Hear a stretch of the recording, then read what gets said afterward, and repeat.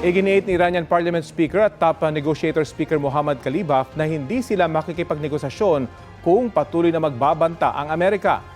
Sa isang expo, sinabi ni Khalibaf na hindi negosasyon ang gusto ni US President Donald Trump kundi pagsuko ng Iran.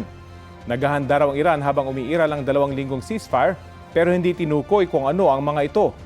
Sabi ng isang Pakistani source ng Reuters na sa Miyerkules magtatapos ang ceasefire. Isang opisyal naman ng Iran ang nagsabi sa Reuters na pinag-iisipan pa kung magpapadala sila ng mga negotiator sa Pakistan para makipag-usap sa Amerika. Para kay Iranian Foreign Minister Abbas Araghchi, malaking balakid sa negosasyon ang paghaharang ng Amerika sa Strait of Hormuz. Wala pang bagong sagot ang Amerika. Nauna nang sinabi ni US President Trump na may nilatag silang nuclear deal sa negosasyon ng Amerika sa Iran. Mas maayos daw yan kaysa sa Iran nuclear deal noong 2015 na sinang-ayunan ng Amerika, Iran at iba pang bansa. Sa naunang peace talks ng Amerika at Iran, kabilang ang nuclear program sa mga hindi napagkasunduan ng dalawang bansa.